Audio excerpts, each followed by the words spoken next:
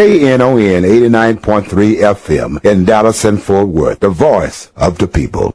Business owners, tell KNON's listeners about your business. You can put your business or event on KNON. KNON currently has space available to run announcements for you. Tell KNON's listeners about your goods, services, nightclub, concert, or event. Help keep the voice of the people on the air while putting your information on the air. KNON's been named the #1 radio station in Dallas by both the Dallas Observer and D Magazine. Put your business with Dallas's #1 station. Call now for more information at 214-828-9500, extension 227, or extension 233. For more information, go to knon.org and click on the Run Spots on KNON page. It's a great way for your business to support community radio while letting more people know about you.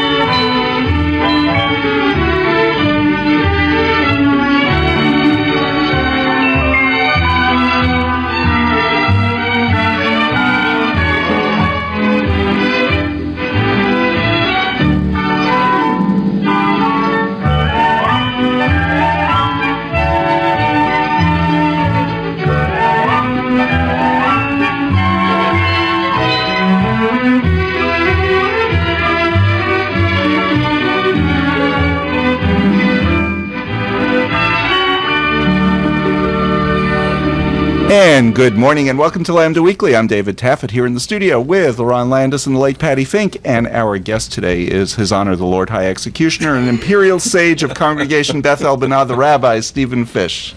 Welcome, Steve. Thanks, David. Good morning. I've never had that title foisted upon me before, but I'll accept it. Okay. Before we start, I do have to say I'm wearing my University of Albany shirt. Yesterday, Albany made the top 68 in basketball, the women's team. One of the only schools, I might point out, one of the only schools, both men and women made it. Oklahoma was too. Huh? I said Oklahoma was 1 2. Oklahoma did too. How many schools from the state of Texas were in the top 68? Zero. Not a single one. Albany makes it for the first time in like God knows how many years. Obama does his brackets. Who does he pick? Duke. So, Barry, we're not real thrilled with you this week. But wait, was he right, though? Shut up. 71 to 73 to 61. So let's not discuss that. Welcome, Steve. Thank you. We're just going to talk a little bit about Judaism. Oh, is that why I'm here? Yeah, that is why you're here. Steve is the rabbi of Congregation Beth El Banah, which is a GLBTS congregation. GLBTS? GLBTS. What does S stand for? Straight. Yeah. How did that come about? And well, it came about because the congregation is first of all, when I came in there, I did not expect what I found, which was the greatest love and respect and caring for every person in the congregation that I've ever seen in any congregation in which I've been a rabbi or a member. And we were having a discussion a few weeks ago on the nature of the congregation, and we said it's not only LGBT, but it's S also, because we welcome anyone, and we welcome them regardless of who they are, what they are, and there are lots of people there who don't feel welcome at other congregations, but we want them. Now, normally they would be an A. An ally. They're not A's because they're there because they want to be there, not because they want to support somebody else. They want to be there for themselves. Exactly. And people who listen to the show regularly know that I've been a president of the congregation. Whatever. So see, Danny, if you're listening, we can go. Danny, you can go. Everybody's welcome. Okay, so the first question I had was, why did you kill Jesus? But we can skip that one. But, well, it's Easter, so I was just wondering. Next week is it? I'm actually tickled that you cracked that joke. Oh, okay. Here's where I want to... He's shaking his head. I don't get it. I do that regularly with David, even at services. I shake my head at David. I don't know what he's going to come up with. I know. Never. Okay, so you're the straight rabbi at a gay congregation. Correct. And you said it wasn't what you expected when you first came in. Right. Well, I expected. What did you expect? Yeah.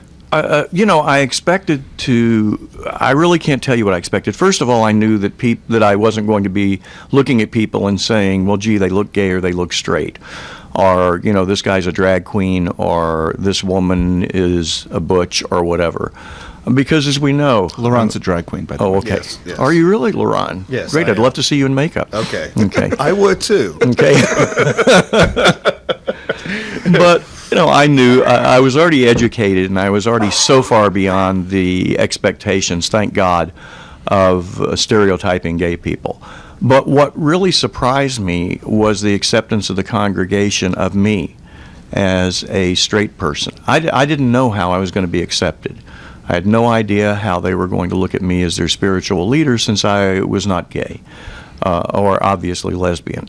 But it was with the spirit that, the S is the fact that I'm there, they're happy to have me, I'm happy to be there, and there's more love, there's an aura of love when you walk into that room. And I don't find it as much in other congregations. Mm-hmm. Now, you grew up in Tyler. You said you were already educated before you went to the congregation. Did you have a lot of gay and lesbian friends in Tyler, or had been around some gay and lesbian people in Tyler? Well, I was around gay and lesbian people, but, they were the sissy boys, or the girls who wore the flannel shirts. We didn't, this was back in the 60s. And first of all, nobody was out at that time.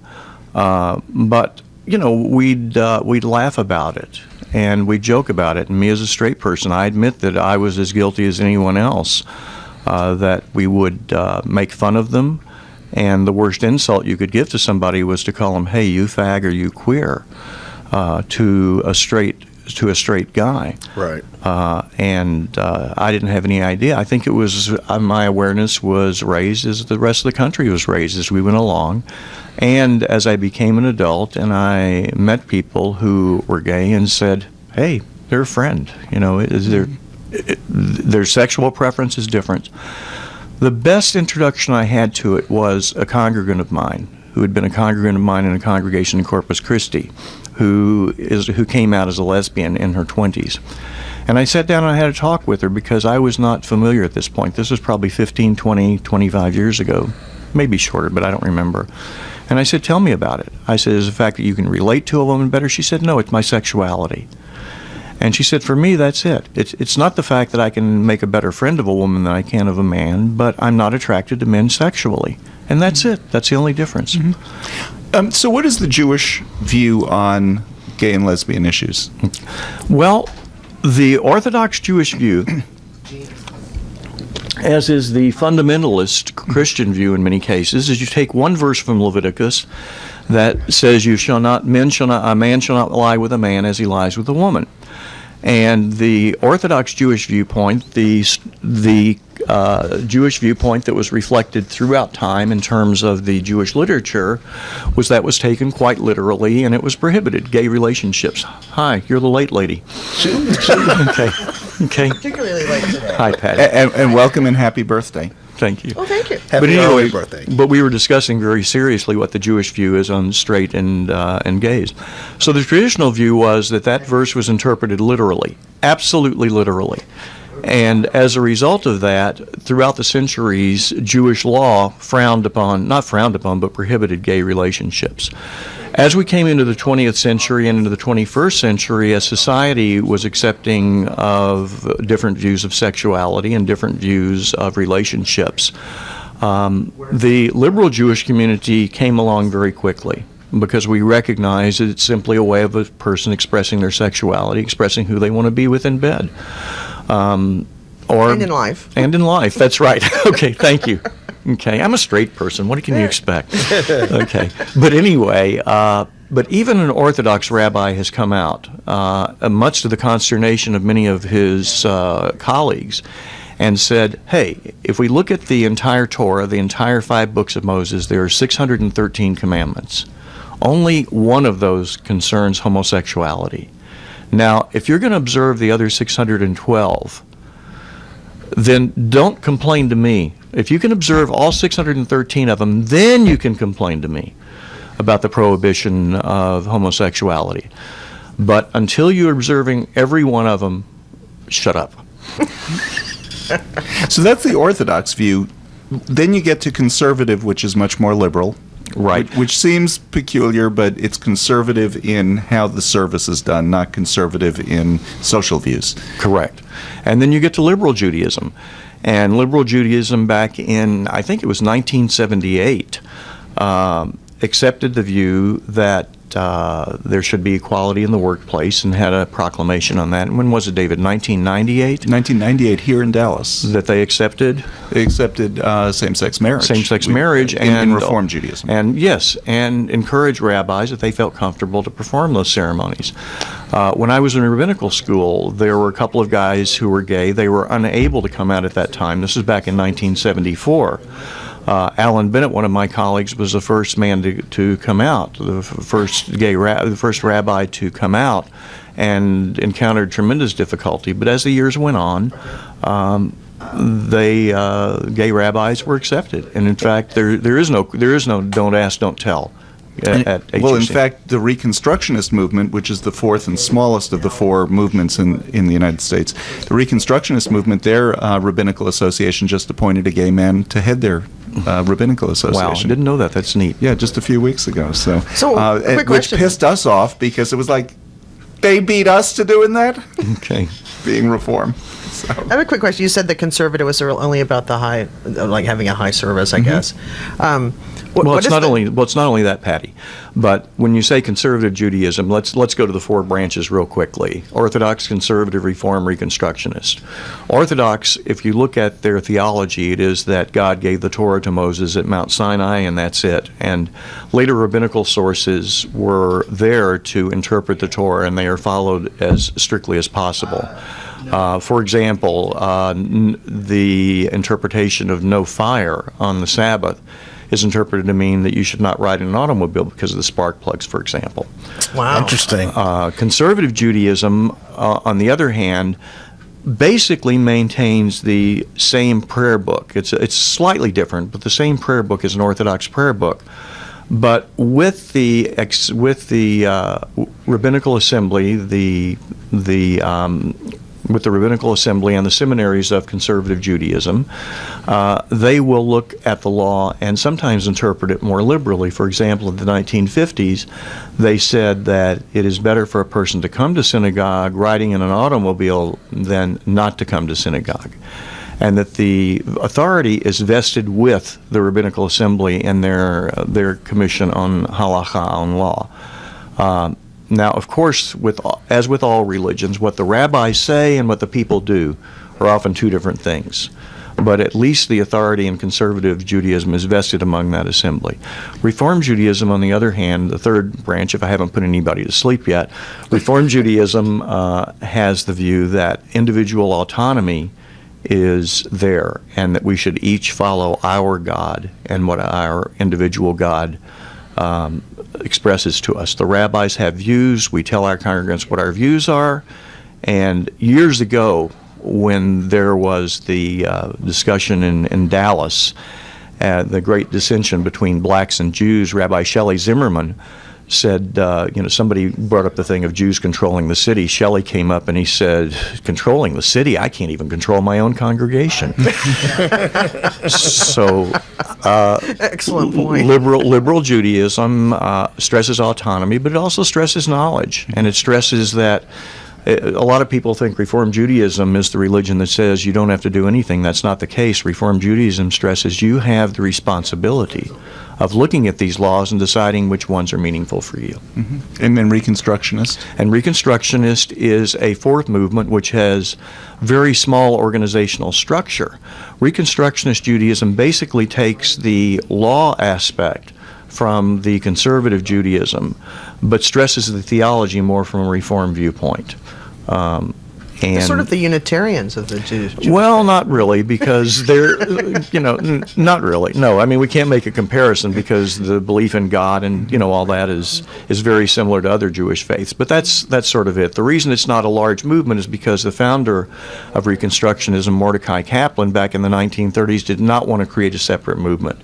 But his son-in-law later on decided he was going to create a movement, and there are Reconstructionist synagogues, and there is a Reconstructionist rabbinical seminary. My cousins, and it's one of my favorite synagogues in the world. It's the Woodstock congregation. And is it It was Reconstructionist? founded in 1969 by people who never left Woodstock. Right after it was. I love it. Instead of handing you a prayer book when you come in, they hand you either bongos or a tambourine. Yeah. I love that congregation. I love going there. Yeah, and we at Beth El Binah used the Reconstructionist prayer book on our high holy days because we felt it was more meaningful to us than even the Reformed prayer book. So all of the branches, with the exception of the Orthodox, are pretty gay welcoming. Absolutely. Mm-hmm. And there's even one high-profile Orthodox gay rabbi. Oh. Yeah, he was in the film Trembling Before God. Oh, I remember that. Yeah, That's we right. had him down here a number of years ago. Yeah. A great guy. Okay, so the Jewish views, LGBT views in general, tend to be, let's just get back to that, and because we kind of tend to be accepting. Accepting and more than accepting. I mean, you were the person who said, how dare they just accept me? But especially liberal Reformed views are, you're a member of a congregation. It's not Embracing, accepting. Embracing, Right. and there's no need to accept somebody because you're the same. Right. Right.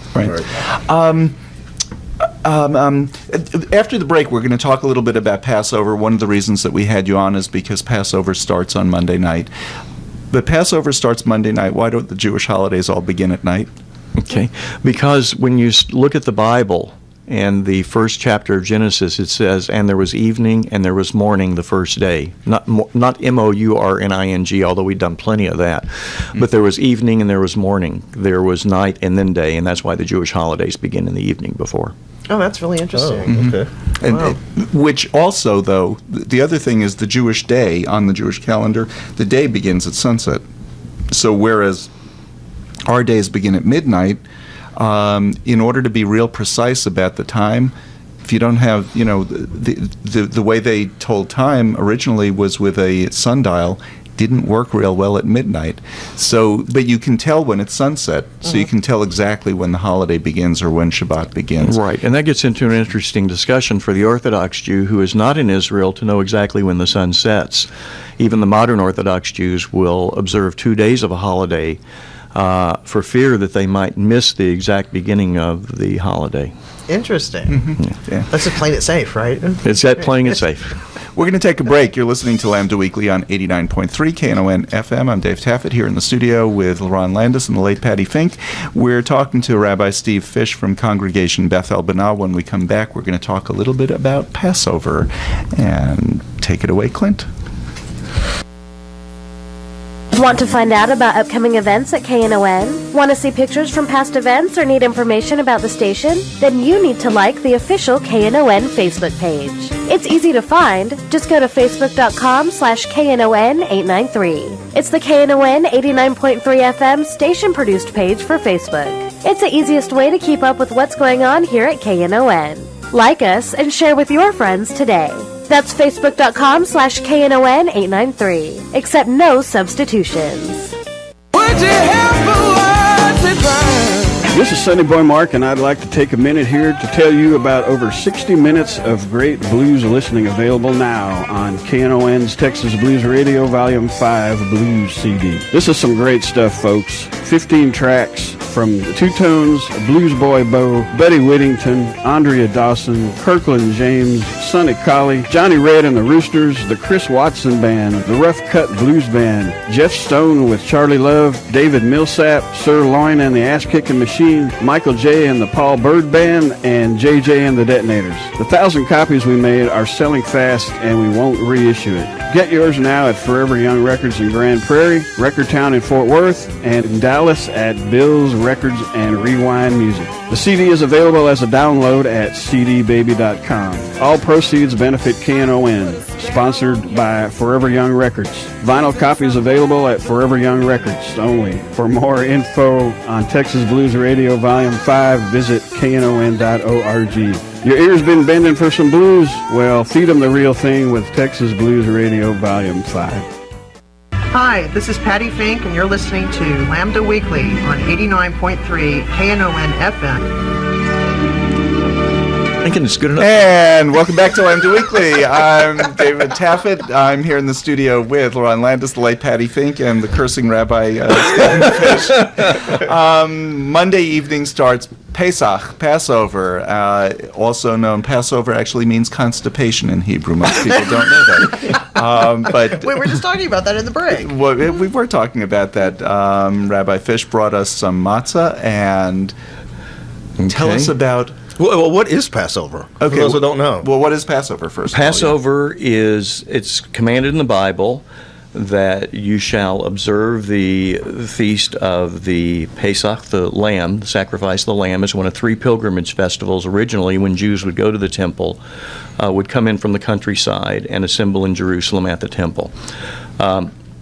And, of course, the temple in Jerusalem comes after the Bible, but the Bible mentions Passover as the Feast of Unleavened Bread. It's the Feast of Unleavened Bread, and it's the Feast of the Sacrifice of the Paschal Lamb. So that's in a nutshell. But it's really what it is today and what it was starting in the 2nd, 3rd, 4th century is a retelling of the Exodus from Egypt. Now, one of the things that surprised you when you came to Congregation Beth El Banah is that we still sacrifice lambs. That's right, and you should see the lambs. They really complain all the way up there. David, you know, I mean, they're, you know, it's really a bad scene. You need to come back often. Yes. So actually, Vote early, vote often, right? Right. So what is what's the current celebration? What do you do for Passover? The current celebration is, and let me show you these. These are 3 forms. I'll point them into the camera. These are 3 forms of the Passover Haggadah. Lehagid means to tell. And there are probably thousands of Haggadot, different versions of Haggadot. Probably the most widely distributed one was the Maxwell House Haggadah. The reason it's the most widely distributed is it was free. It's free. It's passed out in grocery stores along with Maxwell House coffee.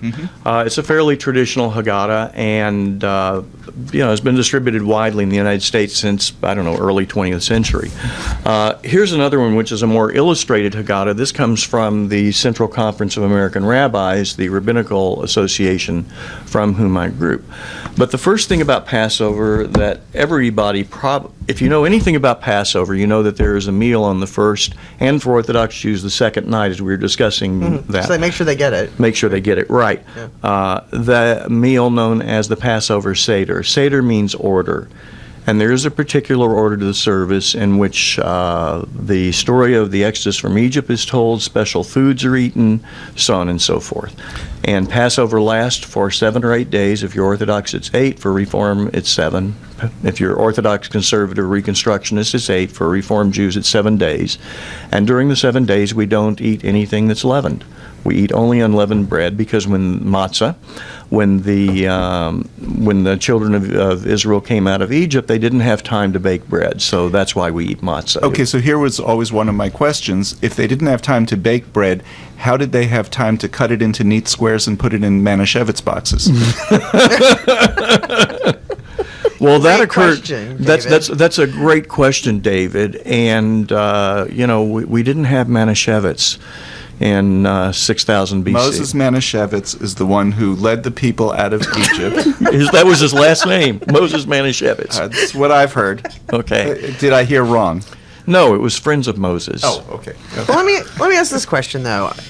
It's a religious service, Correct. as well as a meal. Correct. Does it occur in a synagogue or does it occur in a home, or does it do it Yes. in both ways? Yes. Traditionally, it occurs in the home. Yeah. And in fact, what we do at Beth El Binah is the first night, even though we're Reformed Jews, we still observe 2 seders. The first one is generally in the home. The second one is at the congregation, at the congregation, and we meet at the LGBT Center on Reagan Street, corner of Reagan and Brown. That's right. So that's a plug for the center. Anyway, we meet there for the second night because 2 reasons. Number one, some people don't have family. And although we try to pair those who are not able to be with their family with families who are observing seders, we also have this community seder because it's just a great occasion. It's despite the fact that it sounds so solemn with all the reading of the prayers, it's a lot of fun. It really is, and it's another opportunity for the congregation to get together. Okay, so let's go through what a Seder actually is. The beginning of it, there's a little introduction to it, and then it starts with the 4 questions. Right. Well, which are actually 5 questions. Well, with Jews, it's 10 questions because we never stop questioning. Okay. Well, can I ask just a quick food question? Sure.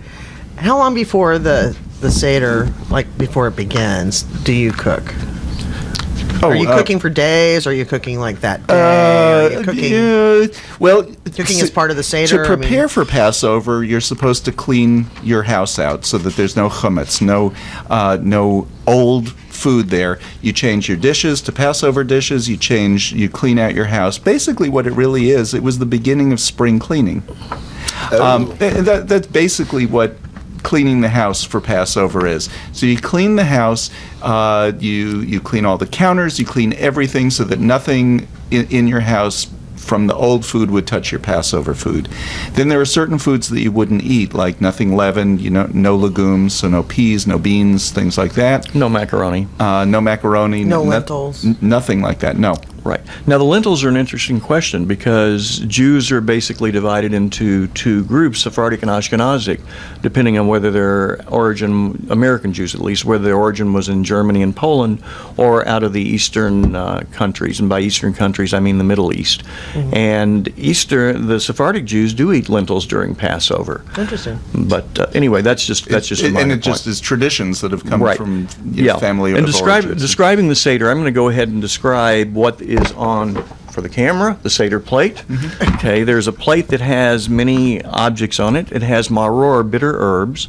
The bitter herbs are representing the bitterness of slavery.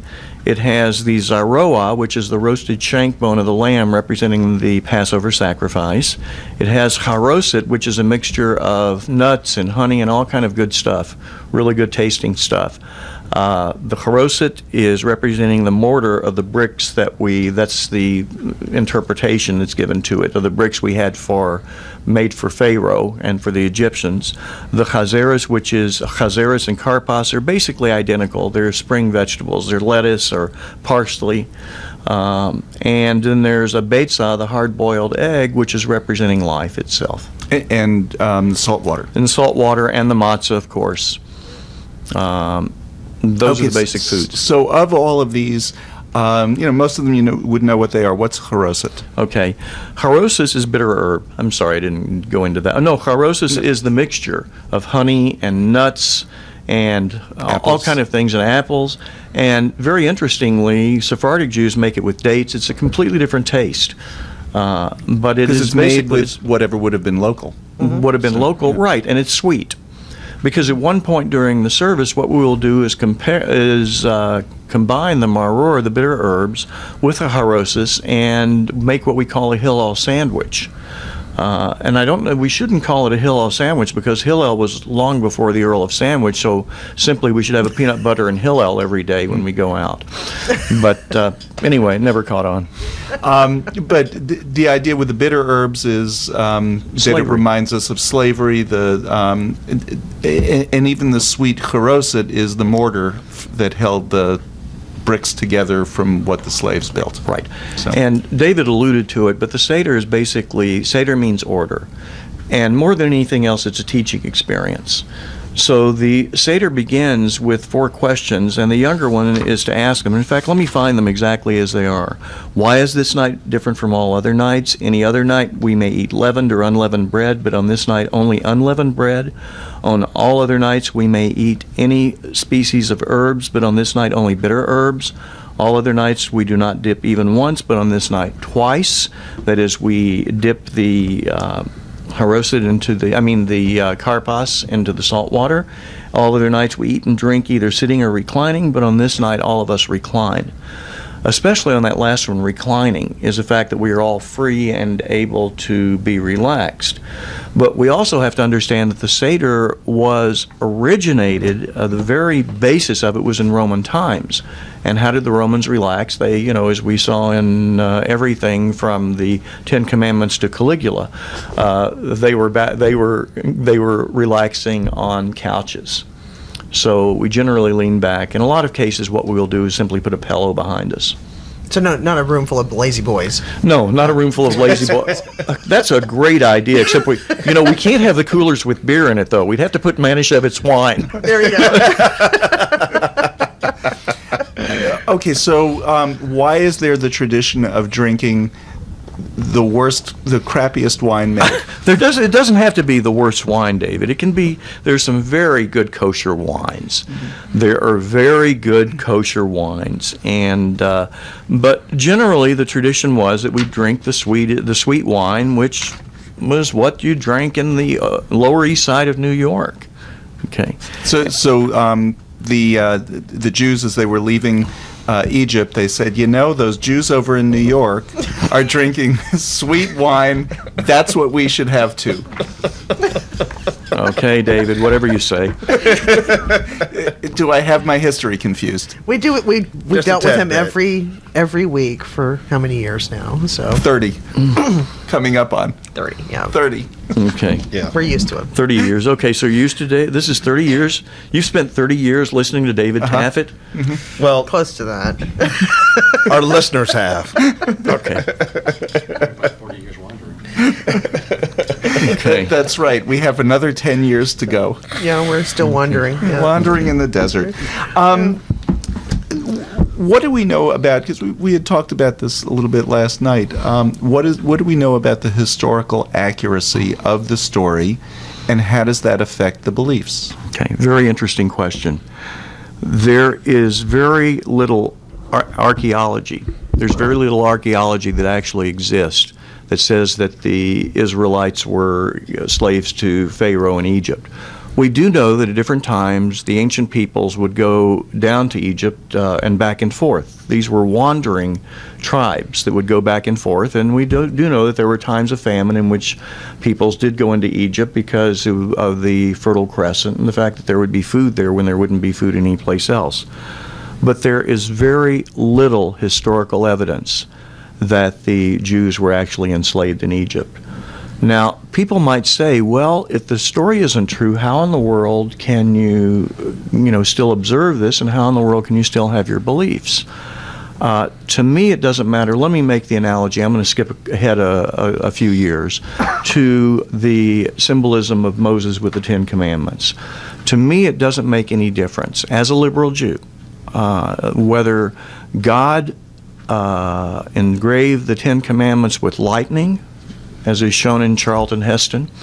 I think that was it. I don't know how Charlton Heston did it, but anyway, I've got a cute story about Charlton Heston. I think it was with a machine gun. Yeah, it was. Probably. But anyway, whether God engraved them with lightning, whether God gave Moses the words and told him chip them out with the hammer and all? Is that what? Chisel, hammer and chisel. You have to forgive me. I'm 65 and I'm suffering from Alzheimer's. That means I'm not even good enough for Alzheimer's. Love but that. Whether Moses himself chiseled them out, whether Moses, through divine inspiration, had these and said, I'm going to present these as laws, or whether a couple of centuries later, the people said, hey, it's good that we're not going to murder people. The fact for me is not important as to what actually happened, but the fact that these laws came down, and they came down earlier and for the reason especially that God gave them to us. So there was some authority there. And I'm not going to get into a discussion of my God concept because we could be here for the whole of Passover and not be there. But anyway, that it's not important to me, but it is important that a force or the greatest good in the universe, God gave these principles before anybody else had them. Mm-hmm. So it doesn't affect the belief if you take some historical fact out of there. The idea is it's okay that was just a story. Correct. At least for me as a liberal Jew. Now, Orthodox Jews would not accept that because they do believe, and I respect their beliefs, that this came forward from as it was depicted in the Torah and in later rabbinical sources enhanced. So what did they believe? Did they believe it was lightning, or did they believe it was a chisel? They believe it exactly as it was, that God gave the commandments to Moses on Mount Sinai exactly as listed in Exodus. That Moses went up the mountain, God gave him the tablets with the 10 commandments already inscribed upon them. Mm-hmm. And then he came, originally it was 15 commandments, but he dropped them. Oh, that's Mel Brooks. No. But the true story is, it's a very interesting, in Judaism there's something known as a midrash, in which we take the story and then we look at it.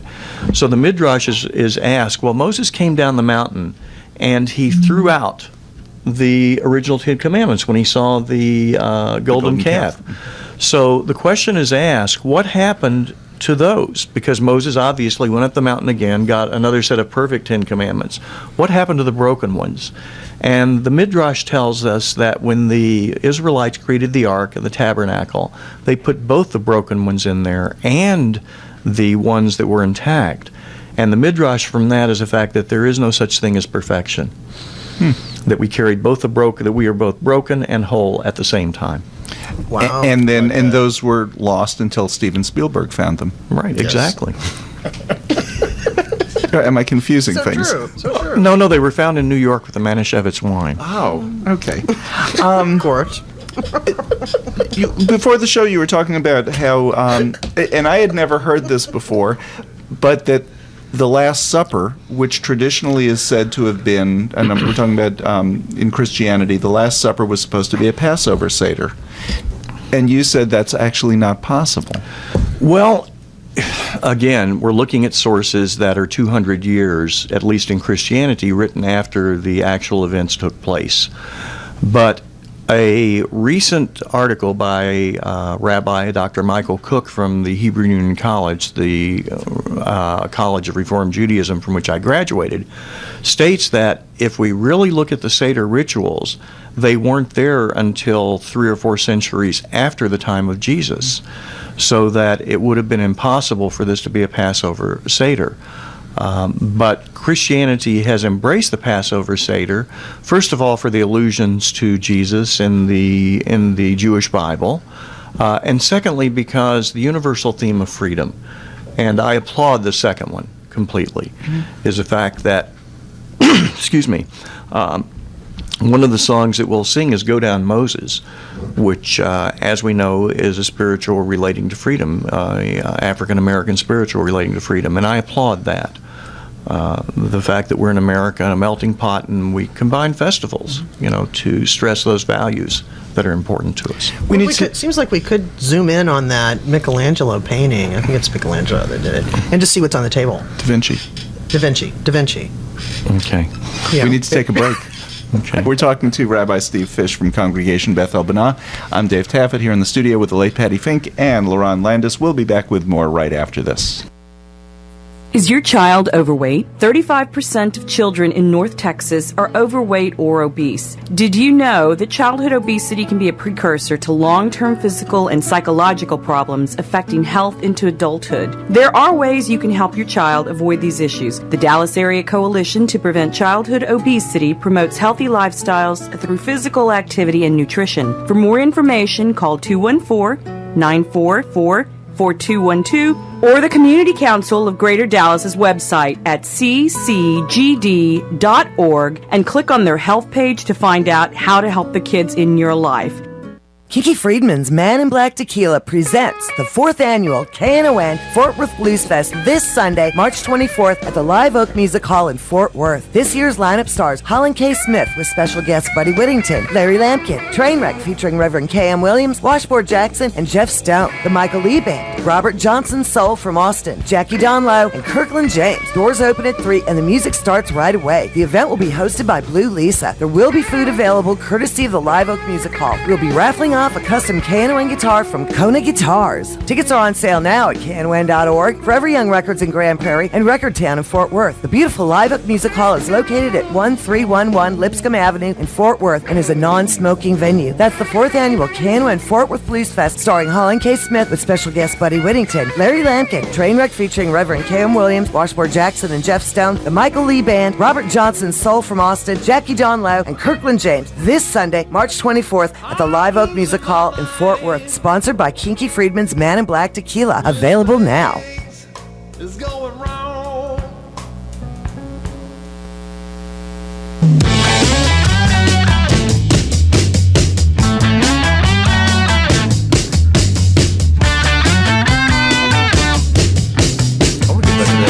And you are listening to Lambda Weekly on 89.3 KNON FM, and we know it's your birthday, Patti, so happy birthday. Thank you. It's actually going to be Tuesday for Passover. That's right. For Passover and for the Oral arguments. And for the oral I'm argument. taking off both days so I can listen and follow that. Oh, well, you're welcome to come to our Seder at Beth El Bina on Tuesday evening. Ooh, I would love to, except that my partner had made reservations at a for her restaurant. birthday. At a restaurant? Yeah. I'll break those and come to ours. It'll be a lot more fun. It's catered. It is catered. And our caterer did change her bid. Originally, she was there was going to be dinner rolls. However, we explained to her, and the other thing that she was making are mitzvah balls. So mitzvah balls. Our children are welcome? They're actually matzah balls. Our children welcome? Absolutely. Okay. Me and Gabrielle will probably show up. Okay. Great. Okay. We'd love to see you. Yeah. And by the way, going back to oral arguments, Supreme Court oral arguments for the Prop 8 case, you will be able to hear those arguments, I think, the same later that night. Well, not hear them, but... They typically, not here, but typically they release the recording of the oral argument later. Sometimes it's more quickly, sometimes it's a couple of days. But this one they're doing fast. Yeah, they're doing it fast. Except if you're on Fox News. Right. Then you'll hear them after the decision is announced. In whatever It'll way. take a while till they can change them. That's right. There you go. It'll take a while, and Dick Cheney will be on also saying, "I can't believe it."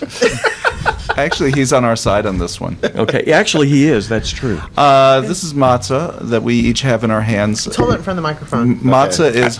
I'm holding mine in front of the microphone, but we can hold it up for the camera if you're watching on the podcast. What is matzah? Matzah is the bread of affliction, and if you've eaten it for 8 days, you know why. and Patti and Lerone are just. It is matzah. Seriously, matzah contains only flour and water. That's it. That's it. Now you can imagine what that does to your digestive system if you eat this for 8 days, and that's why it's called the bread of affliction. Gotcha. Okay. Now, I'm not going to go into details. Originally, wallpaper paste was made out of flour and water. Okay, but for those of you who have not been lucky enough, let's break the matzah. And I'm actually going to say the blessing, because before one does anything in Judaism, Baruch atah Adonai Eloheinu melech haolam hamotzi lechem min haaretz, and this is bread. Okay, the bread of affliction. So we've broken it. Mm-hmm. I hope everybody has some water in front of them afterwards. Okay. Brian, who's sitting in the back, would you like some matzah? Is it delicious? Well,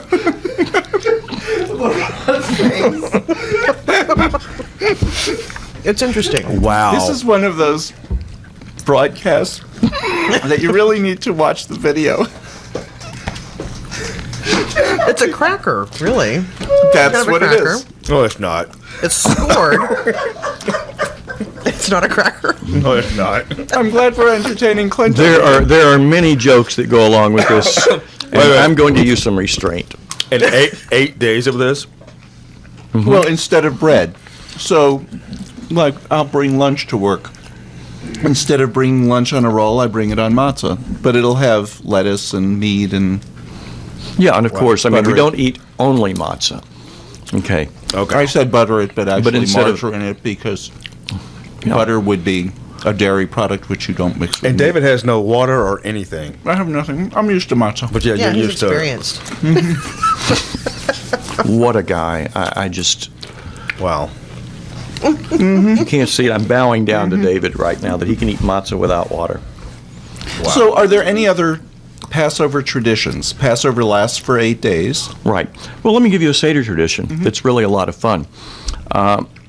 At the beginning of the Seder, we have 3 matzot in a special container, and we take the middle matzah and we break it. And half of it is hidden somewhere in the house. And the children go and search for it, and the child who finds it is given a prize. So really it's entertainment. Basically it was designed as entertainment so you could keep the kids awake, that they would go search for this matzah, which is known as the afikomen. Because the Seder lasts how long? The Seder lasts as long as one can. A story is told in the Haggadah for rabbis who continued discussing the story of the story of the Exodus from Egypt all evening. And if you want to go on YouTube and put in Seder, and there is a hilarious episode on there about people comparing the length of their Seders, and one says, well, my Seder lasted till midnight, and the other one says, mine was 12:30, and the third one says, no, mine was longer, and it was 12:30 and 1 o'clock and 2 o'clock, and he says, in fact, I'm still observing, this is the day before Passover, I'm still observing my Seder from last year. So it's one-upsmanship. But in all seriousness, generally in a liberal situation, it's a couple of hours, so including the meal. And the only Orthodox Seder I've ever been to, it started about 6 or 7 o'clock in the evening. We didn't eat till midnight, and that would be normal. Beth El Banaz normally starts about, we call it for 6, we start about 6:30, 7:30 we eat. Yeah. And there's another interesting tradition that goes with the Seder, and that is a 5th cup of wine is put on the table for Elijah. And in both the Jewish and the Christian traditions, Elijah would be the forebearer of the Messiah. Now, that gets into another whole area, which I don't know if you want to cover this morning, but that is the difference in the Christian concept of the Messiah and the Jewish. Sure. Yeah. Well, the Christian concept of the Messiah is it was Jesus, and he came, and when the second coming comes back, that everything will be perfect. We as Jews do not feel that the Messiah has come yet. And most liberal Jews, rather than accepting the fact that one person will come and bring about peace, feel that by the improvement of humankind that we will bring about a messianic era, and that each of us is responsible for bringing about that messianic era through the improvement of our behavior, our actions, our treatment of our fellow humankind. I don't want to be sexist and say mankind, but the treatment of everyone. Mm-hmm. Interesting. We just briefly mentioned Prop 8 and the Supreme Court oral arguments that are coming up on Tuesday. I wonder if you could talk a little bit about, Judaism and not only embracing LGBT people, but also when was the transition made to actually embrace and performing same-sex weddings? Okay. That went along with basically with the society, in the early 70s. It was before other it was 98 officially, but rabbis were already performing commitment ceremonies long before then. Okay. What happened in 98 was just getting rid of the euphemism. Right. Calling it something different. Right. But commitment ceremonies were already being done. And in fact, every commitment ceremony that I had been to before that had been performed by a conservative rabbi, not by a Reform rabbi. And they were really out there in front because conservative Judaism didn't really accept it, but they were pushing the envelope in that case. Back in the 90s, it was like Proposition 2 in Oregon. Do you remember that? Yes. That we were fighting. And Donna Redwing became the most hated woman in America. Exactly. Or something. Well, one of the other people who was one of the leaders of that was a conservative rabbi working with her to get rid of that discriminatory law. So interesting. But the attitude has been. Oh my gosh! You must really be hungry. Brian's sitting back Brian's here. sitting back there and You just reached grab some more across- matzah. Here, Brian, please take mine from too. Take Laron's for sure. There you go. But so We'll take you to the all food of the bank branches afterwards. of Judaism have been really at the forefront of accepting. But same-sex weddings, it's just joining. It's just a wedding. It's just a It's wedding. just Just a wedding. a wedding. Nice. Did you find that much wording had to be changed? No. I mean, the ceremony, the actual words that proclaim the joining of one person to another in the Jewish ceremony is the exchange of rings. Okay, and this goes back to Talmudic times, that a wedding is consummated. Not consummated in the sexual sense, but consummated in the spiritual sense by the exchange or by the giving of rings. In biblical time or in Talmudic times, the woman was property, and so the man gave the woman a ring to say, "You're my property." Not a tattoo or brand or anything. No, nothing like that. But we can do another session on Jewish marriage if we want to. Yeah. It was sometime. But anyway, the wedding ring was, the words were Harei at Mekudeshet li, B'taba'ad so Kadat Moshe v'Yisrael. Be thou consecrated unto me with this ring according to the laws of Moses and Israel. And all one would do is, if it were two men getting married, they'd both say that, because that is the masculine sense. And in the feminine sense, it's Harei ata Mekudash li. Okay, well that would be a woman giving to a man. Let's see, Harei at, Mekudash li. And if I'm wrong, somebody will write in and correct it, because I didn't bring my Hebrew book this morning. I'm so sorry. But also the English part of the ceremony, in English a way, part of the ceremony is had already been changed, because the sexist part of it, well, Jewish women weren't standing for that already, and so a lot of that had been gotten rid of already.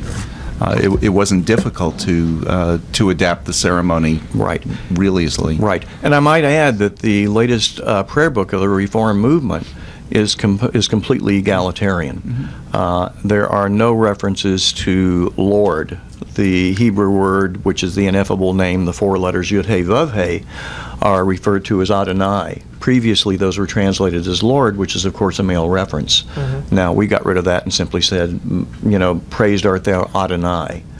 And all sexist references have been removed from the latest Reformed prayer book. So the only requirements are just both persons be Jewish? Well, it depends. For example, as a Reformed rabbi, I will marry people where one of the partners is not Jewish. Okay. As long as, if they are of childbearing age, they agree to raise the children of Jews and keep a Jewish home.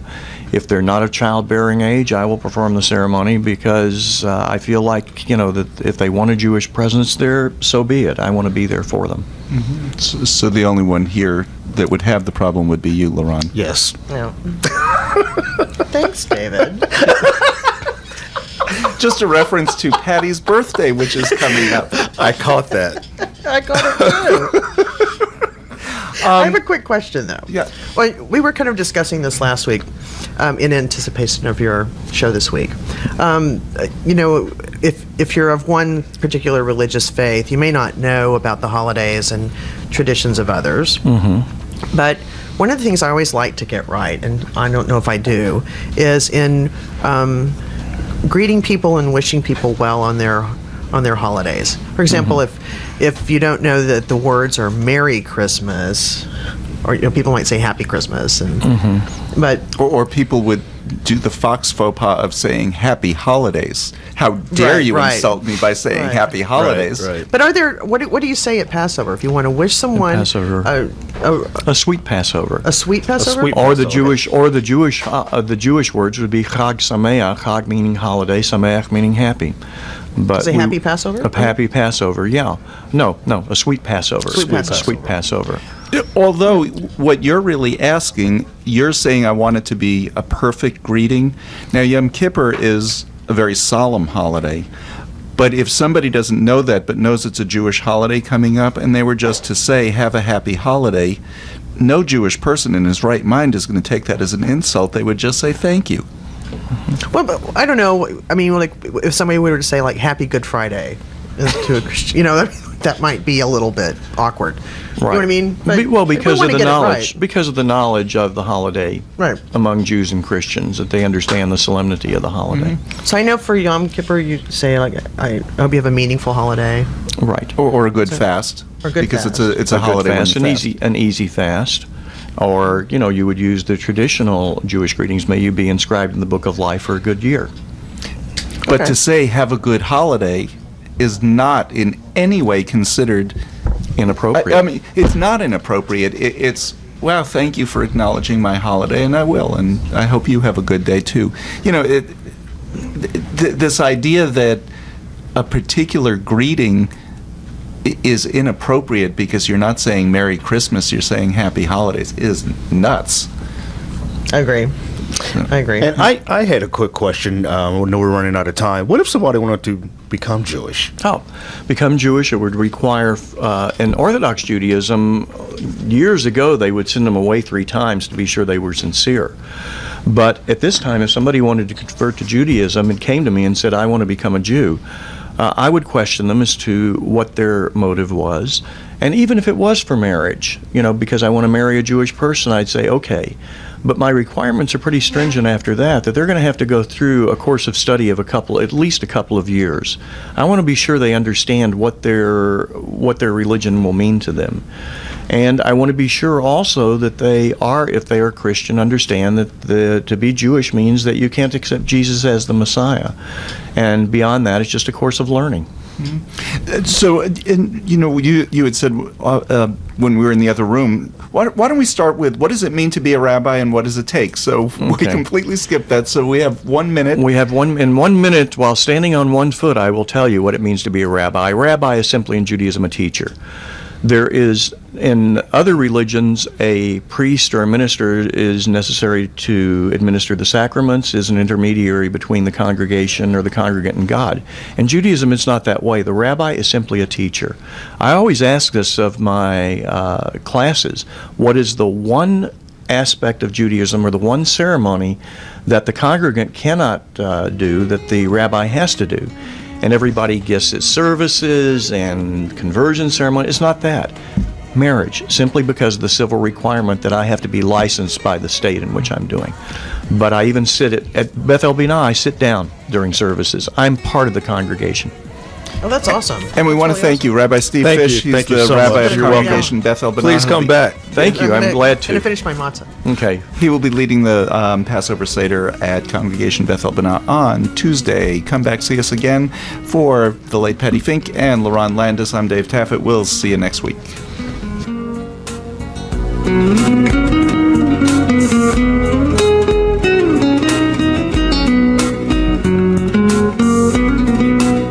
KNON 89.3 FM in Dallas and Fort Worth, the voice of the people. Business owners, tell KNON's listeners about your business. You can put your business or event on KNON. KNON currently has space available to run announcements for you. Tell KNON's listeners about your goods, services, nightclub, concert, or event. Help keep the voice of the people on the air while putting your information on the air. KNON's been named the #1 radio station in Dallas by both the Dallas Observer and D Magazine. Put your business with Dallas's #1 station. Call now for more information at 214-828-9500, extension 227, or extension 233. For more information, go to KNON.org and click on the Run Spots on KNON page. It's a great way for your business to support community radio while letting more people know about you.